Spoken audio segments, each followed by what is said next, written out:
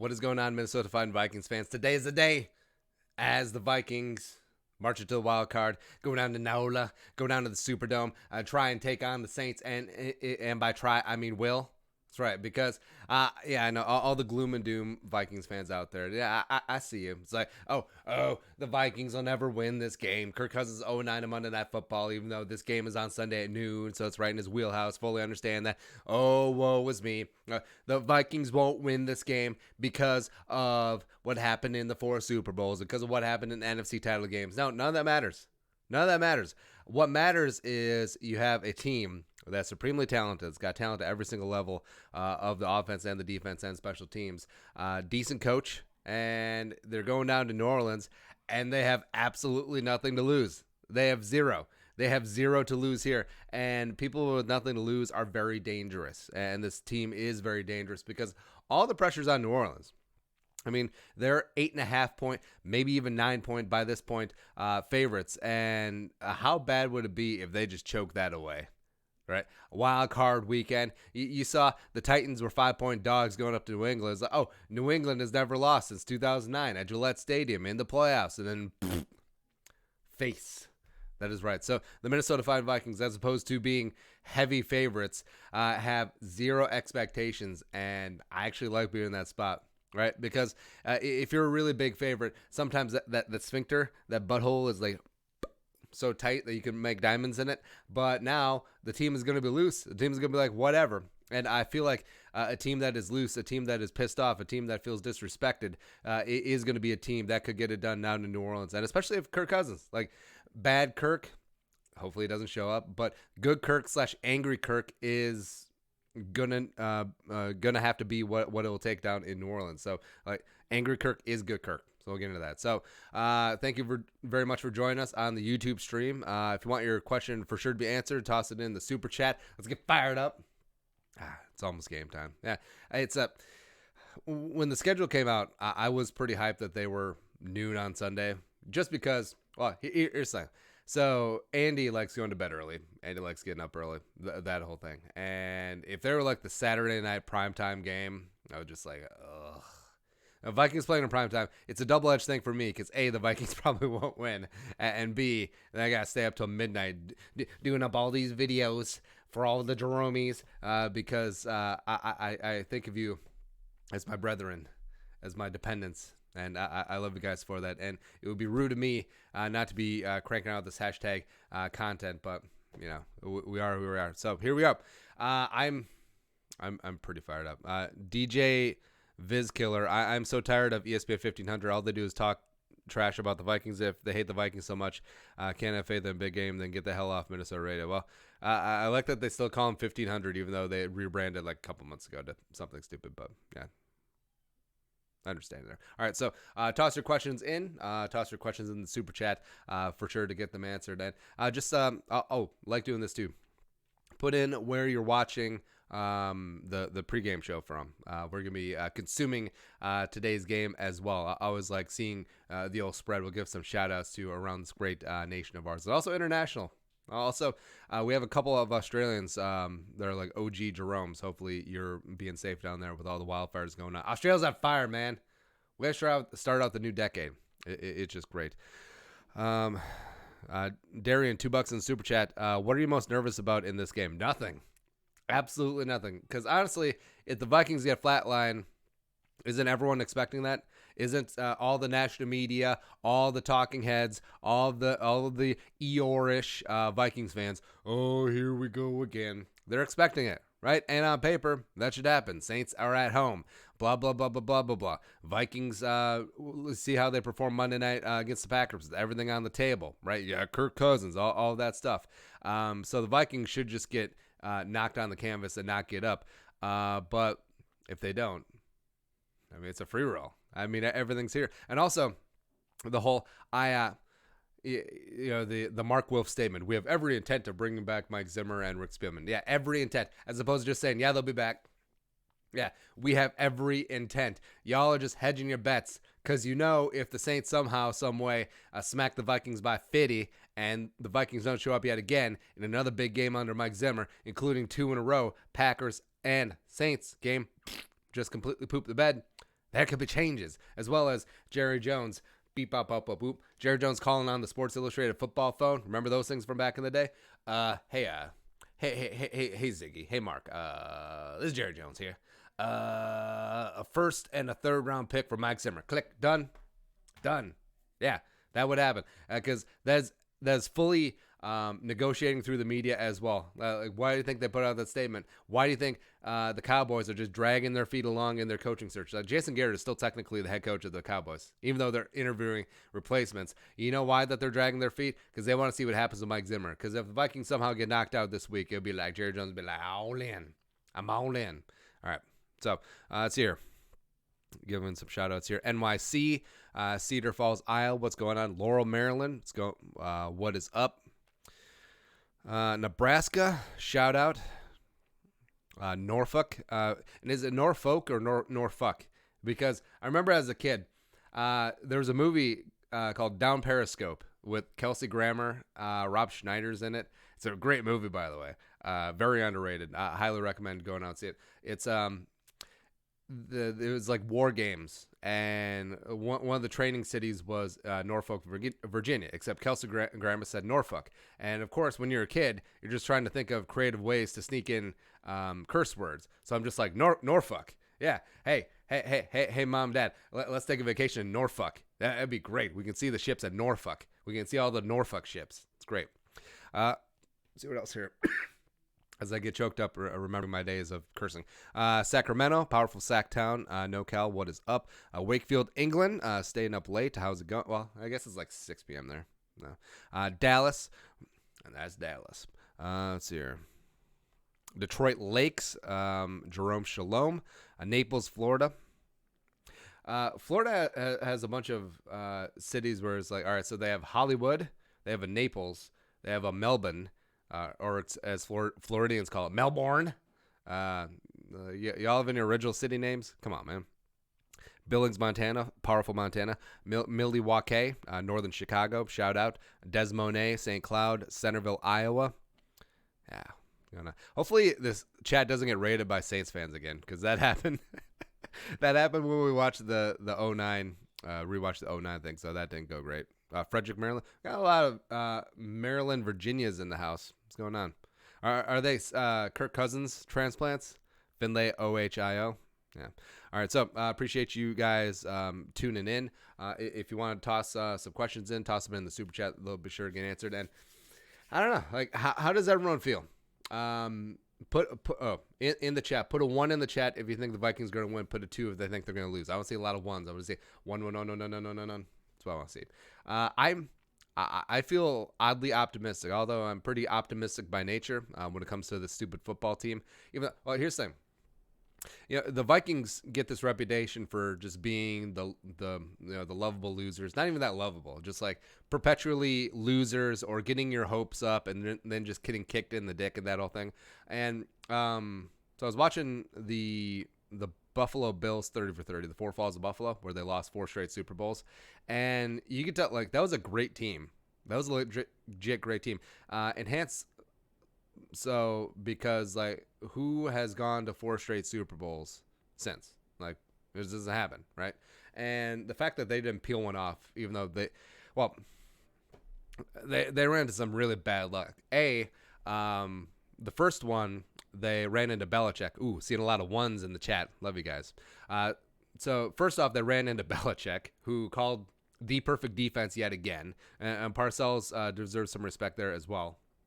And then Scott Norwood. Now, Scott Norwood gets a lot of crap for missing that 47-yard field goal. Although, back in the day, 47 yards on grass, that was not a gimme. I mean, that was a very difficult kick that he probably makes 50% of the time. And Norwood, by that time, he gotten older, leg strength wasn't exactly there. So it's essentially like if Dan Bailey tried to kick a 50-yard field goal outdoors right now. Like, how confident are you? Nathan, $2 Super Chat. LeBron James needs to get off the HGH. Not saying, just saying. And then they ran to Washington, which Washington, Joe Gibbs, very underrated in the pantheon of NFL head coaches. Joe Gibbs won 3 Super Bowls with 3 different quarterbacks, including in the replacement season, by the way, when they went 3-0. And then they just ran to the Cowboys, and Cowboys just destroyed them twice. So it's like whatever. But I mean, with the Vikings, where am I going with this? So with the Vikings, like a lot of us haven't even been alive during the Super Bowl years, because the last Super Bowl was like what, January 1977. Like unless you're an older OG Jerome, and thank you very much for coming along for that. In your lifetime, let's say you remember sports memories, say about age 7, 8. So just for ease of math, we'll say 7 years old when the Vikings lost that last Super Bowl. And so that would be born 1970. You'd be 50 now. So essentially, any Vikings fans under 50 years of age do not remember any of the Super Bowl losses, right? Because all we have are the NFC title game losses, which sucks. Because I don't remember, because what was it, 87 Washington? The Darren Nelson one. 87, the year where the Vikings won in New Orleans wildcard round, then went out and beat the 1 seed Niners, I believe, and then lost to Washington. It is what it is. Wait, that was a strike year, wasn't it? 87. There you go. So I don't remember that one. Of course, remember 98. Of course, remember 41 Donut. Of course, remember 09. Of course, remember 2017. That's it, right? Am I skipping one? Probably not. But, I mean, what's next? Do we downgrade? It's like, hey, remember all those tough division round losses. It's tough. What can you do? Darian, $5 in the Super Chat. If Anthony Harris has a great game, how the hell are we going to pay him? Who's your X factor for this game? Not going to lie, I feel at peace. I think Anthony Harris certainly could be that X factor, because if they use him to shade Michael Thomas quite a bit, and also, remember, like Drew Brees will give it up. So Anthony Harris, just a one-time, big time momentum shifting turnover. I mean, he could easily do that. And yeah, Anthony Harris is going to get paid. You look at some of the safety contracts that are going around now. Who's the guy who just got inked? Name escapes me. But also, you look at like Kevin Byard's contract with Tennessee last offseason. Like Anthony Harris deserves to get paid, and he will get paid. I think he'll make $10 million a year pretty easily. And I don't know, it may come to a point where, if the Vikings, they do have a tough 2020 cap situation, even though hashtag cap is a myth. If they just franchise him, like if they can't come to an agreement for whatever his long-term number is going to be, let's look at 2020 NFL franchise tag numbers. Because safety would probably be about 8. Let's look at what it was last year. All right, so this is on Over the Cap. Projected 2020 franchise tag number. So safety would be, no, safety is 12.7. So maybe they go down that route. Maybe not. I don't know. Great. We started off, Cheeseburger Eddie Jackson was the one who got extended. We started off, we flipped off the chat now, and now they're just talking about some of the older Vikings fans, older Jeromes in the chat are talking about old Super Bowls and NFC title games. Just a great time. Nathan, $2 in Super Chat. Thoughts on the cornerback situation today? I feel like this is a spot where things are just so bad and there's zero expectations, and all of a sudden it works out because football's stupid. Like Michael Thomas gets shut down for 2 catches, 14 yards on 9 targets, just because why not? It is concerning because Mack was your best cornerback, or he was playing the best of the cornerback room.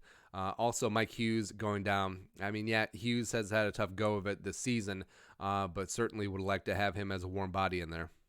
I think Sherrill's in at punt returner is a bit of a push. I think Sherrill's is perfectly suited to do that job. But also, now with Mack and Hughes out, there isn't anyone that you necessarily trust in the slot. And also Michael Thomas spends a considerable amount of time from the slot. He is working that big slot, OG Marcus Colston type role, right?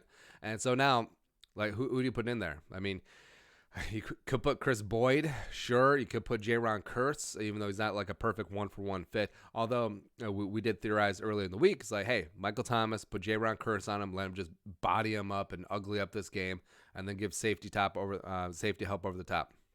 All right, but this is going to be quite a bit more difficult because now Xavier Rhodes is going to have to play more. Like how we've gotten to this point where we're actually fearing when our $12-13 million cornerback, who was a first-team All-Pro, almost consensus All-Pro 2 years ago, sees the field, and we're just like, no. Oh, by the way, Teddy is going to sign with the Patriots, and the Patriots going to win like 9 billion Super Bowls. That's exactly what's going to happen because Belichick. Belichick's got a bit of an ego, right? And he wanted to prove that he could do it without Bill Parcells, which he did pretty easily. And now he wants to prove that he could do it without Tom Brady, and I think that he will. And and they're not set on what was it, Etling from LSU, whatever that jabroni is, the 7th round pick. And they're not going on with him. Danny Etling from So I think that they will go after Teddy in free agency and just give him all the doubloons, all the money, or watch them go after Tannehill. Like how powerful would that be? Corey Gunn, $2 in the super chat. Thoughts on 3 phases showing up today? Good, Kirk. Offensively, I am optimistic, even though we haven't seen this offense play great in over a month, right? So the offensive line hopefully going to be able to get a push up front. Dalvin back at relative full strength, I think is going to be really key. Adam Thielen, you got to do something, buddy. You got to do something. Like, you got blanked against Green Bay. You said it's not the hamstring. Well, if it's not the hamstring, then what is it? And fully understand. He can't throw it to himself. Sure. Then the defense, the defense was starting to get their stuff together. You saw it against Green Bay, but the cornerback injuries aren't going to help. And now you're in their building, and yeah. But other than that, I'm very, very confident. And then, special teams, I think Dan Bailey will be on point. He's going to kick the game-winning kick. Let's see here. I had this thought randomly about the all-time wide receiver list and why I rank them the way that I do, because I got Randy Moss 1, I got Larry Fitzgerald 2, I got Chris Carter 3, and I got Jerry Rice 4. And the reason that I do that is because you think about who their quarterbacks were, right? Where Jerry Rice coming in, oh, look at Jerry Rice. Because remember, they won their first Super Bowl, maybe in their first 2 without Jerry Rice, because it was like John Taylor and blah, blah, blah. But Jerry Rice comes in. Oh, he's a first-round pick. Oh, Fifi, here we go. And then he's given Joe Montana. He transitions to Steve Young. So he plays with 2 Hall of Fame quarterbacks, as well as the most brilliant offensive mind in NFL history in Bill Walsh. Okay, sure, whatever. And then also, when he goes to Oakland, he is in the highest-scoring offense in the league. He's playing with the league MVP, Rich Gannon. So, yeah, you're going to tell me that you look at the quarterbacks that have thrown to Larry Fitzgerald. Like before Kurt Warner, Larry Fitzgerald played with a bunch of dogs. Chris Carter played with a bunch of dogs. Randy Moss, for certain, played with a bunch of jabronis at quarterback outside of Tom Brady, outside of Randall Cunningham, or outside of, Chris Carter had Warren Moon for a stretch there as well. And it's pretty easy to say that. Randy Moss's offensive coordinator was like Steve Loney, or no, he's a D coordinator, right? But you just look at the caliber of coaching that went around Moss, Carter, Larry Fitzgerald, minus Randy's years in New England. Advantage them over Jerry Rice. You're telling me that peak Larry Fitzgerald, if he was paired up with Bill Walsh, or like toss Larry Fitzgerald back in the 80s, that he wouldn't have all the records? Same thing with all of them. Randy Moss, Chris Carter too. Ethan Johansson, $2 in the super chat. Did you ever do the 2017 game stream this week? No, I got lazy, but what can you do there? Also, toss in the super chat, or toss in the chat. Who is your X factor in this game? Who's going to be key for the Vikings to take it down here down in New Orleans? I'm fired up. Also, people read this as a hatred for Jerry Rice. No, respect. He did what he did in the greatest system, the greatest offensive system in NFL history. Congratulations. Cool. Eric Hendricks is playing. Yeah, Eric Hendricks is playing. He's going to be good to go. Also, let's see if the inactives are out yet. Usually it's about 2 hours out. Dun, dun, dun. Michael Rowe, the boat ashore. Hararura. Nope, no inactives as of yet. Also, good morning, everyone, except for cheating Sean Payton. Yeah, also, all right, I got to pull this up. And then I'm going to get rid of my ugly face on here.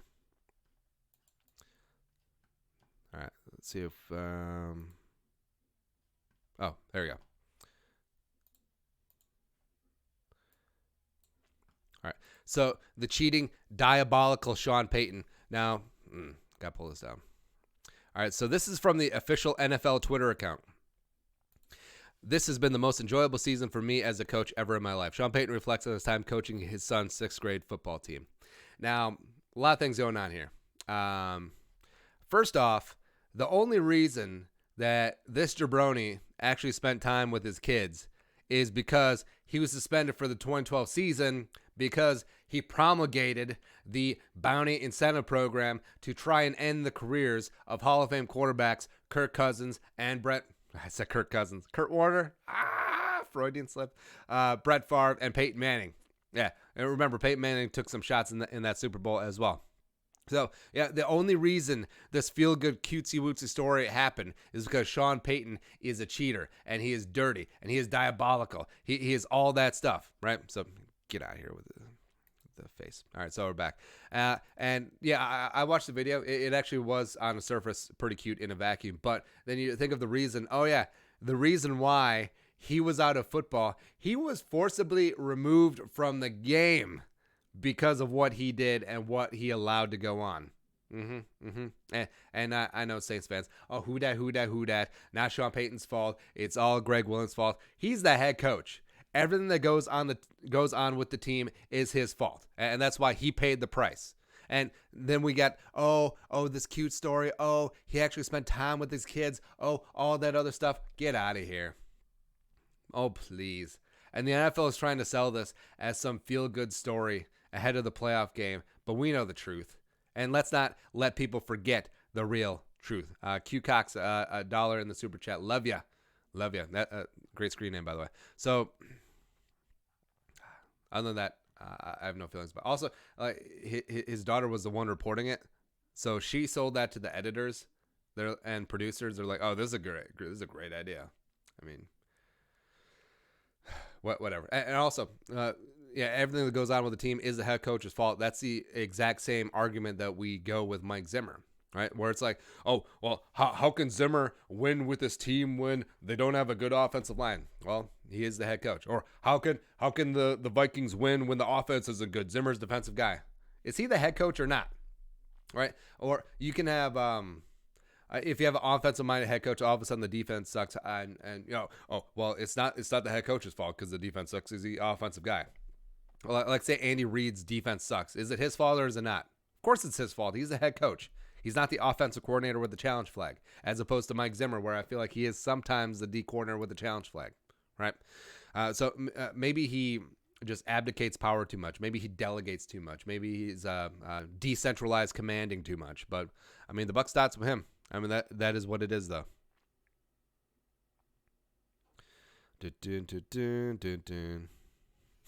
Oh, we do have Saints fans in the chat.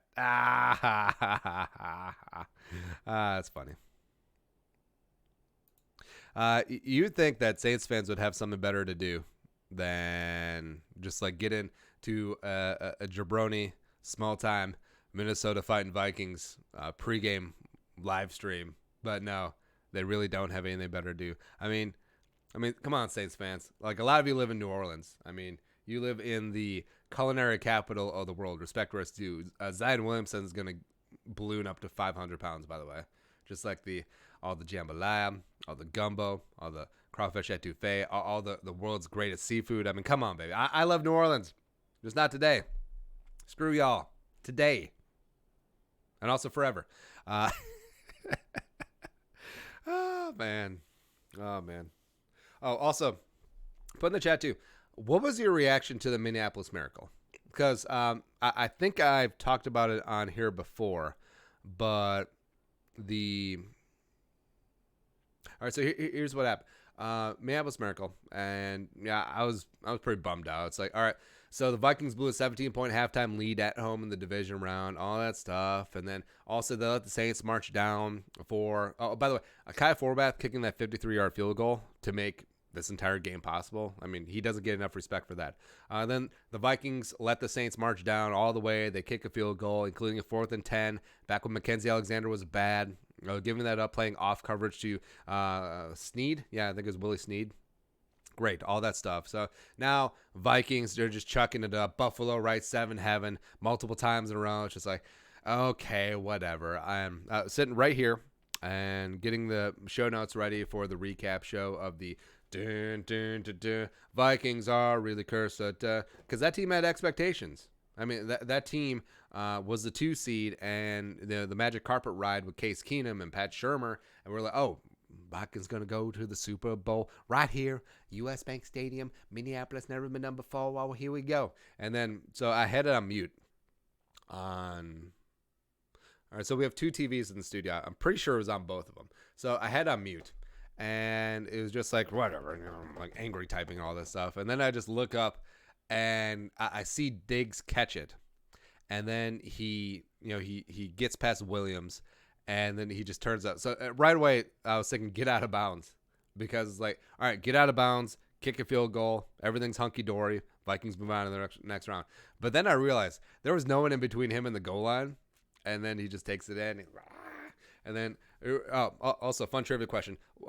First person to contact Diggs, Caleb Jones. Yeah, it worked out well. Anyways, but yeah, just seeing that happen. Joe Buck quasi-redeem himself, except then he did not. Well, he de-redeemed himself just because he's Joe Buck again. So, yeah, because I remember going like, I was in shock because, yeah, I didn't get up and scream. I didn't celebrate it and stuff. I was just like in shock. I was like, this doesn't happen to my football team. What is going on? Or so the Blair Walsh 27-yard shank at the bank in the 2015 wild card round. I watched that also on mute. I watch a lot of games on mute. Just how I go. And here's my full reaction from when he missed the kick. It was, heh. That was it. And let's see, the Vikings would have gone to Arizona, right? That year? All right, now I got to look that up. Wiki 2015 NFL playoffs. We talk about playoffs, playa.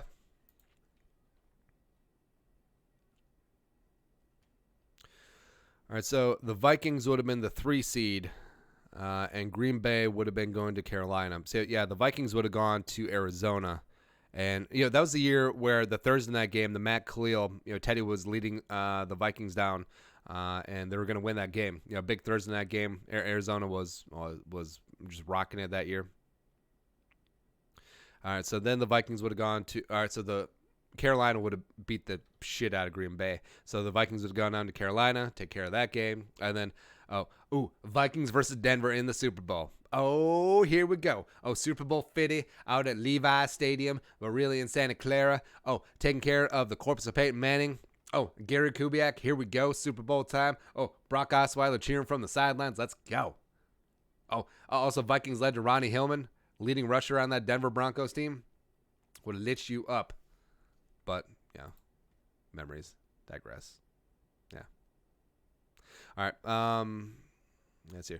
A couple more. Then we'll wrap up the pregame show. We'll be here at halftime, and of course, we'll be here after the game as well, doing our winners and losers. Losers are going to be all the Saints fans, by the way. And here's the thing: I don't really have hatred for teams per se. I mean, Saints to a degree, sure. I actually don't hate the Falcons because of '98, mainly because the Vikings did it to themselves, but it's always the fan base. I actually don't have a hatred for the Packers. I actually hate the Packers fans, right? So if the Packers didn't have Packers fans, they would be essentially like the Bears to me. I'm indifferent to the Bears. All the Bears fans are super annoying as well, especially when they get a couple games on it. But they're Mitchell Trubisky there and full of sausage there. Go Bears. Pff. All right, so Nathan, $5 in Super Chat. I was at the Shank of the Bank, saw a couple of Seahawks fans get jumped after the game, made me feel a little better. Violence is never the answer, man, except for with Iran. Face. Ethan Johansson. Booger is trash. Tony Romo is the GOAT broadcaster. I feel like Booger is in a tough spot. I don't think that he is polished enough to be a standalone play-by-play guy, or not play-by-play, color commentator yet. I actually think that Well, that Witten Booger on the Booger Mobile, that was a very bad dynamic. I actually preferred like Dennis Miller in the booth, not gonna lie. But just remember, like color commentary is extremely hard. It's extremely difficult, and all these players who, I mean, Tony Romo's an anomaly, just coming out of nowhere. He's great in the booth, having all these insights because these players know the game. Like inside their heads, they know the game, except the problem is trying to convey it. And you've seen a lot of great players that are absolutely atrocious at color commentary because you also have to trust your play-by-play guy. You have to get in, you have to get out, you have to have it be concise, you have to and then get out. Let's see, some of the best color commentator guys for me. Oh, Romo's up there, just on raw natural talent. He doesn't even know what he's doing yet. Like he's certainly learning, like the technical side of the the profession, but he's just out there being great. I think Jim Nantz also really helps him too. Him being a Hall of Famer certainly helps. I think Collinsworth is great. I think him and Al Michaels have great chemistry. I think Charles Davis is extremely good and extremely underrated. I think, frankly, if Charles Davis's Fox contract runs out, I would love to see him on Monday Night Football. Let's see what else here.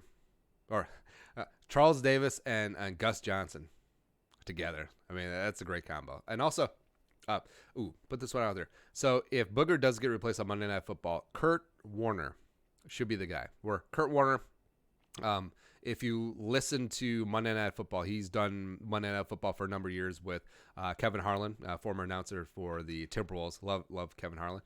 So it's Kevin Harlan, it's Kurt Warner, and Warner's great. Warner's phenomenal. He's got all the knowledge of Tony Romo. He's a little bit more refined. He's a little bit more polished because he's got time in the saddle. He's got reps in that Romo doesn't have yet. Romo will get there.